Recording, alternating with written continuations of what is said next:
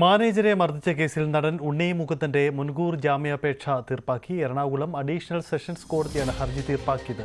ജാമ്യം ലഭിക്കാവുന്ന കുറ്റങ്ങളാണ് പ്രതിക്കെതിരെ ഉള്ളത്. ഇത് നിരീക്ഷിച്ചാണ് നടപടി.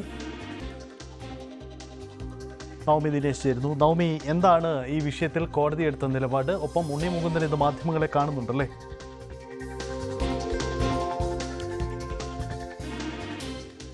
അതെ, വൈകിട്ട് 4 മണിക്കാണ് കൊച്ചിയിലെ ഹോട്ടലിൽ വെച്ച് ഉണ്ണി മുകുന്ദൻ മാധ്യമങ്ങളെ കാണുന്നത്. ഈ വിവാദങ്ങളിൽ ആദ്യമായിട്ടായിരിക്കും മാധ്യമങ്ങൾക്ക് മുന്നിൽ വന്ന് ഉണ്ണി മുകുന്ദൻ പ്രതികരിക്കുന്നത്. എന്തായാലും ഇന്ന് കോടതി മുൻകൂർ ജാമ്യാപേക്ഷ, ഉണ്ണി മുകുന്ദൻ നൽകിയ മുൻകൂർ ജാമ്യാപേക്ഷ എറണാകുളം അഡീഷണൽ സെഷൻസ് കോടതി പരിഗണിച്ചു.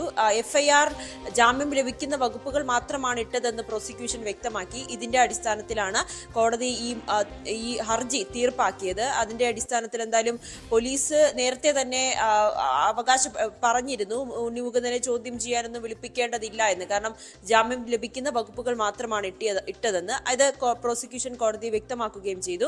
ഒപ്പം കേസ് ഡയറി ഇന്ന് കോടതിയിൽ ഹാജരാക്കിയപ്പോൾ അതിൽ ഉണ്ണി മുകുന്ദന്റെ മാനേജറാണ് വിപിൻ എന്ന് തന്നെയാണ് കേസ് ഡയറിയിൽ പറയുന്നത്. പക്ഷെ ഉണ്ണി മുകുന്ദൻ പറഞ്ഞ് നേരത്തെ ഈ സോഷ്യൽ മീഡിയയിലടക്കം വന്ന് പ്രതികരിച്ചപ്പോൾ ഇട്ടത് ഈ വിപിൻ മുൻ മാനേജറാണ്, അല്ലെങ്കിൽ തന്നെ മാനേജറെ അല്ല എന്നായിരുന്നു ഉണ്ണി മുകുന്ദൻ വ്യക്തമാക്കിയത്.